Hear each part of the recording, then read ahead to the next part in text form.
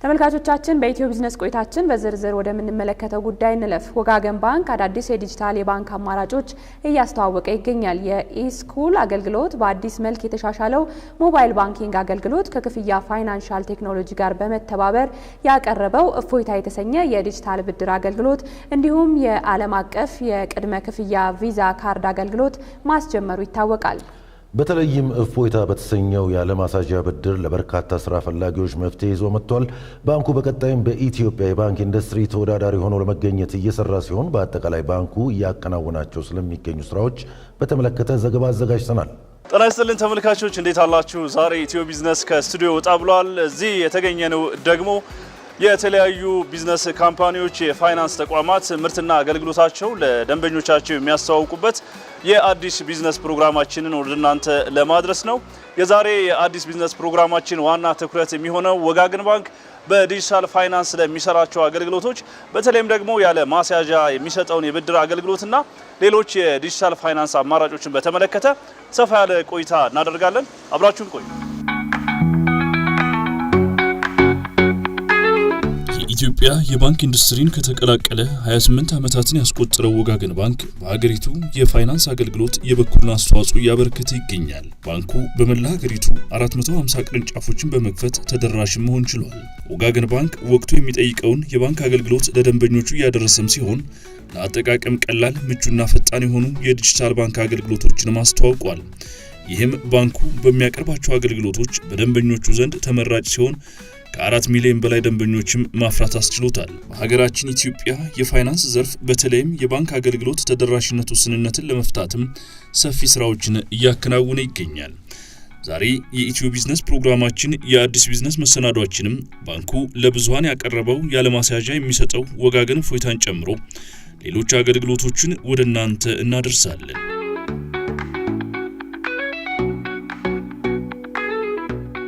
ረሃዋ ዘራ ይባላል።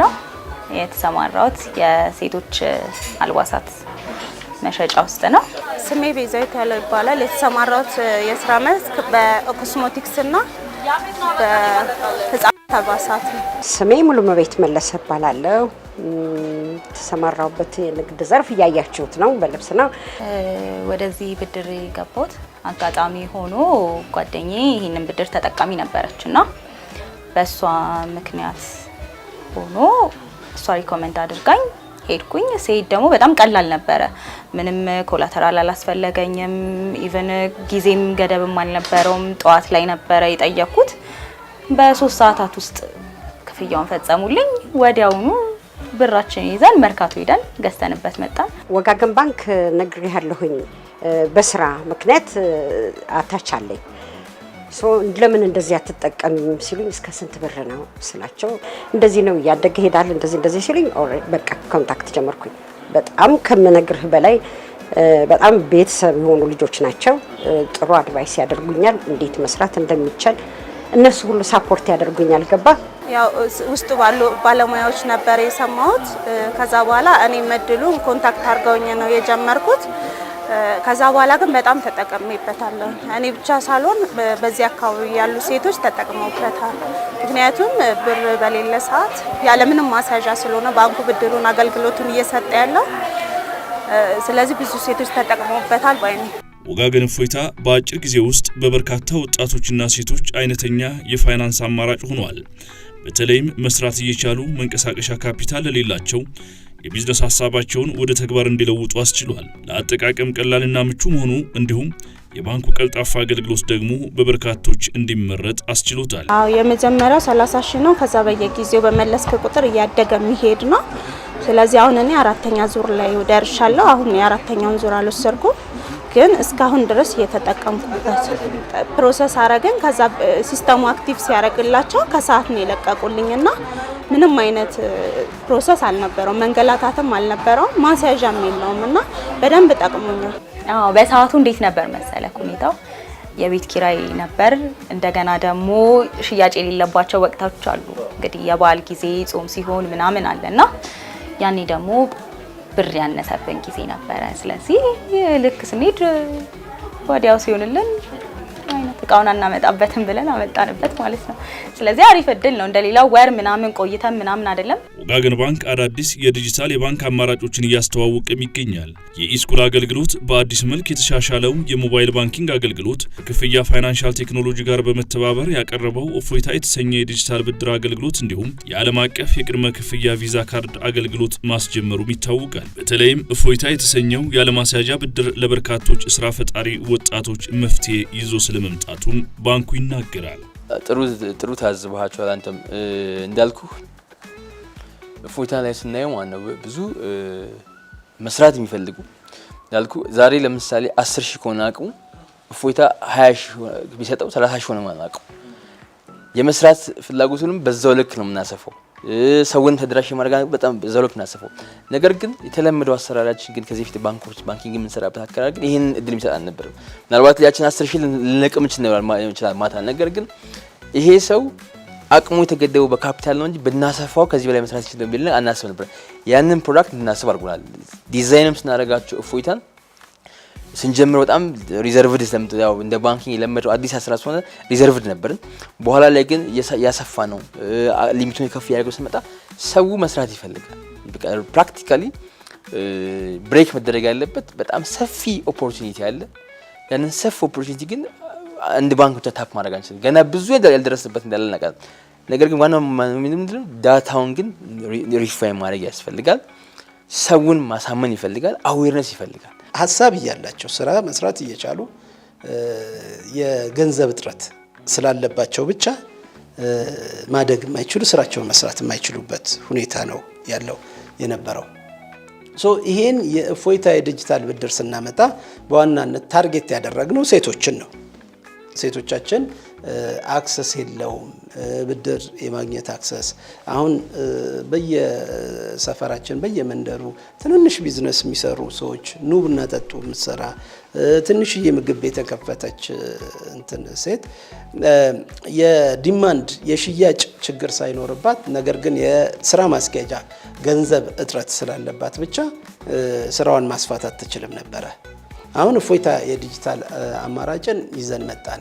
ወጋገን እፎይታ ወደ ስራ ከገባ 7 ወራትን ያስቆጠረ ሲሆን በዚህ አጭር ጊዜ ውስጥም ከ100,000 በላይ ለሚሆኑ ዜጎች ብድር ማሰራጨት ችሏል። እንዲሁም ከ1.5 ቢሊዮን ብር በላይ ብድር በአነስተኛ ቢዝነስ ላይ ለተሰማሩ ሰዎች አቅርቧል። ይሄ የወጋገን እፎይታ የዲጂታል ብድር ከጀመርነው 8 ወር ሆኖናል። አሁን በዚህ ሰዓት ስንል ከ100,000 በላይ ብድር የወሰዱ ወጣቶች አሉን። ከ100,000 በላይ አጠቃላይ በዚህ አጭር ጊዜ ውስጥ ከ1.6 ወይም ከ1.5 ቢሊዮን ብር በላይ ለቀናል። ብዙዎቹ የወሰዱት ሴቶቻችን ናቸው። እነዚህ የነገ የሰርቶ የማደግ ራዕይ ያላቸው ወጣቶች እድሉን አግኝተዋል ማለት ነው። የወሰዱትን ብድር ወቅቱን ጠብቀው ጊዜውን ጠብቀው እየከፈሉ በሄዱ ቁጥር እያደጉ ነው የሚሄዱት። ከአንደኛው ብድር ወደ ሌላኛው ብድር እያደጉ የሚሄዱበት ነው ያለው። ያመጣነውን ፕሮዳክቱንም የፋይናንሻል ጋፑን አድሬስ ከማድረግ አንፃር ነው።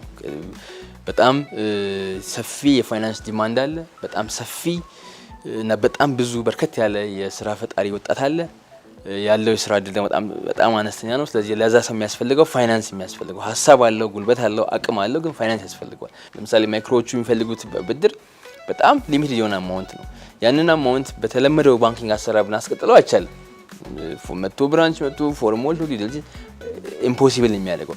ስለዚህ የተለየ አፕሮች ያስፈልገው ነው። የተለየ አፕሮች ደግሞ የሚያስፈልገው ምንድነው? ባሉበት አፕ ላይ አድርገው we trust their data, we trust their transaction, we trust their historyያቸውን ዳታቸውን ቤዝ አድርገን ነው የምንሰራው። እኔ በጣም ሞቲቭ አድርጎኛል።